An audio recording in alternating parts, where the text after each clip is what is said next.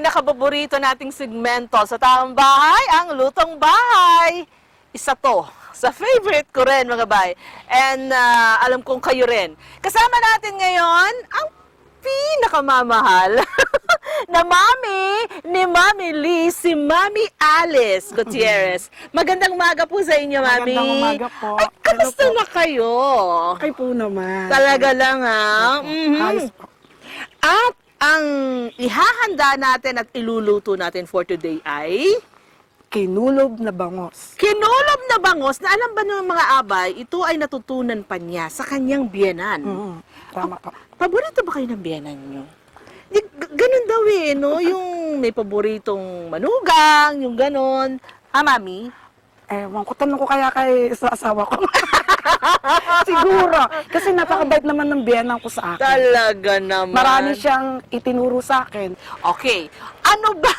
Balikan muna natin itong ating iluluto for today. Isa-isahin natin anong ingredients itong iluluto natin. Bangos, Kamatis, siling pula, sibuyas, kalamansi, asukal, patis. Patis. Tubig, Oh. paminta, toyo, Toyo. at saka konting suka. Paano natin iluluto? Kukunin natin yung bangos. Dapat Bangos? ang bangos, sugasan natin na mabuti. Okay. Pagkatapos, unahin natin mga 4 munang kutsarang toyo. Tapos, Diyan pa lang may lasa na eh, no? tapos itong kalamansi, ilalagay natin dyan. Bakit lalagay pa ng kalamansi? Di ba yung kalamansi pampalasa at the same time pampaalis ng lansa? Mga ilang minuto o oras ba dapat na ibabad Mga yan? 5 to 10 minutes. 10 minutes lang. Okay. Tapos, Katapos? after 5 minutes, kukunin natin ang kamatis. Kamatis. Yung pinagbabaran, ito kasi nandiyan na yung masarap eh. Huwag natin itatapon yung pinagbabaran kasi mag-a-add pa tayo ng soy sauce o toyo. Ilalagay natin yung kamatis.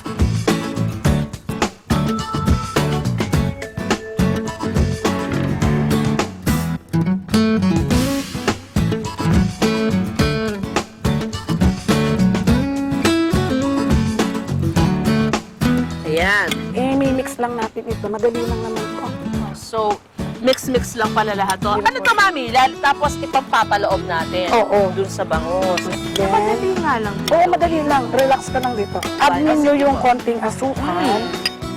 So, bale, tatalo yung Oo, ano, tatalo. no? Yung Yung alat. patis, kailangan tuwet kasi Oo. di ba yung soy sauce hindi naman siya masyado. Konting-konti lang. Ganyan lang.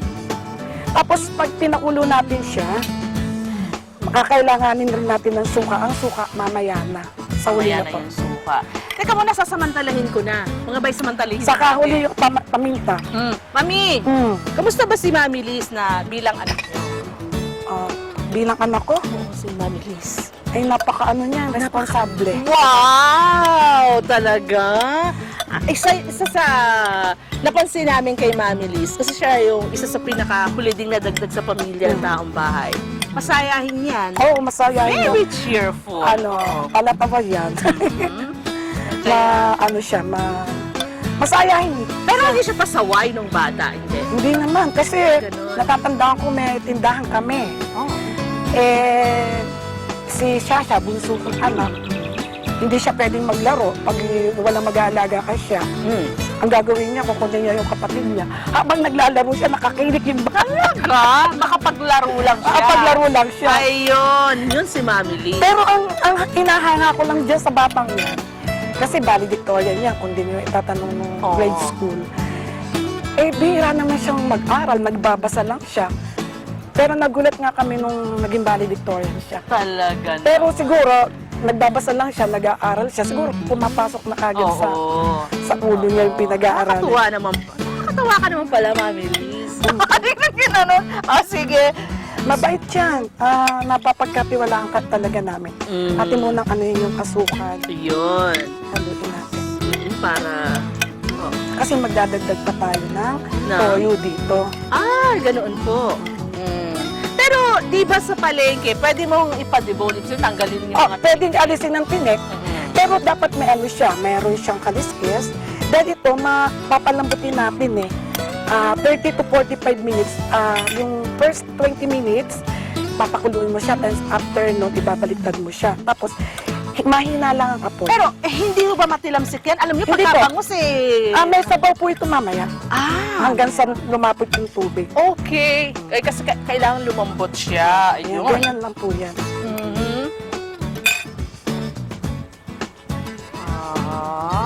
Tapos, Tapos? lalagyan po natin dito. Sige po. Mamaya pa ho itong pepper. Mamaya pa po ito, Okay po. kakawinin na. Oh. Igaganyan lang natin. Sa mga special na okasyon, mga bay, pwede to. Ay, sabagay, kahit na hindi special na okasyon, pero madadagdag na naman to for sure sa talaan ng ating mga recipe. Madali lang po ito. Oo. Pag po naayos mo mabuti ito, masarap. Kasi ano to eh. Yan. Tapos po, mag-add na lang tayo ng konti pa Toyo. toyo. Another, di ba, 4 yun? Another 4 ulit. Another 4 uli. Kasi di ba, minarinate Ayan, natin. oo. Tapos, Lalagyan natin siya ng tubig. tubig. Ang suka, mamaya yan. Konting paasim lang yan. Oh. Bakit kailangan po ang suka? Di ba, kamatis to? Yung suka para hindi kagad siya mapanis. Tama.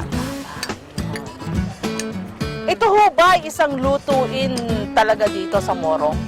Yan po na tinuro sa inyo ng Kasi taga-morong yung biyanang ko eh. Litihin mong taga-morong eh. Kasi hindi naman, ang totoo niyan, hindi naman talaga ako taga-morong. Ang taga-morong yung asawa ko. Sa Manila ako pinanganak. Lumipat lang kami dyan ng 6 years old ako. Ayun. Ganun lang. So, ang gagawin natin ay ano ho yung gaano karami yung tubig na ilalagay? Mga 12 na kutsara. Pag kulang pa kasi lalapot dyan, dadagdagan uli natin. Ganun po. Oo, hanggang sa makikita mo siya, malapot na siya. Lalapot ho talaga. Malalapot po talaga. Tapos pag inahon mo na siya, ibubuksan mo na.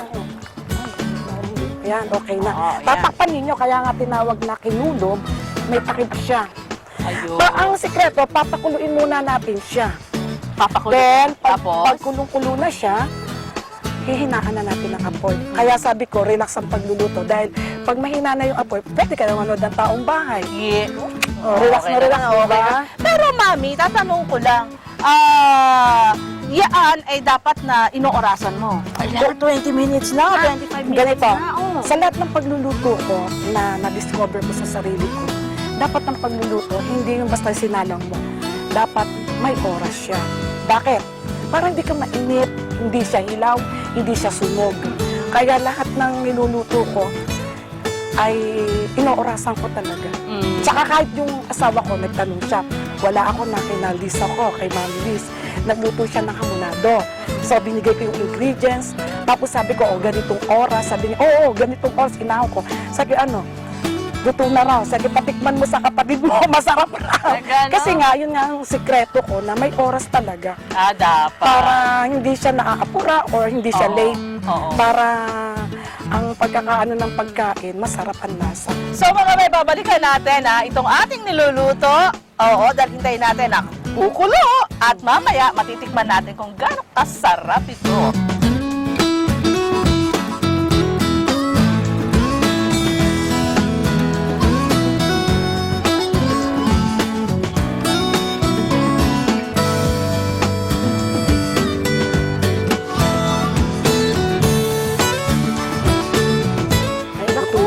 Matitikman ko na rin sa wakas, talagang napakahalaga na mami, na talagang yung oras na susunod. Sabi nga ninyo kanina, very important sa mga nagluluto na orasan talaga yung niluluto nila. So titikman na natin, Sige po, tikman. anong parte kaya sa bangus? Yung tinanong, ako sa totoo lang ang gusto ko sa Ayun, bangus. Oo, mga bay. Kaya doon ko natitikman din, Sige. Sige ka, Julie. Ayan. Ayan yung sauce. Uy, talaga.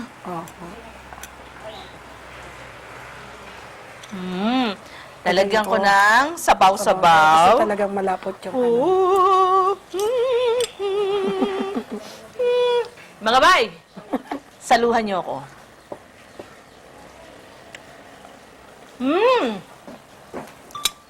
Panalo. Panalo to. Masarap siya, ah. Harap. Lalo na, pag ang init-init ng kanin, brown rice pa. Wow. So, itong naluto nyo, Mami, ay kung kukwentahin natin magkano yan. Kalahating kilo lang yung bangus. So, siguro 60, wala pa siyang 80 pesos. Hindi nga! Kasi kalahating kilo lang yung bangus eh. Oo. Biruin niyo yun, mga bayan na, kung tutuusin, ang makakakain na dito, siguro Siguro mga mga apat. Or kung halimbawa, medyo Nagtitipid, anim. maganang kumain, Mga tatlo. Mga ayan o. So, nais natin magpasalamat dito sa sinyer ninyo sa amin na kinulog na bangos, Mami! ng aking biyanan.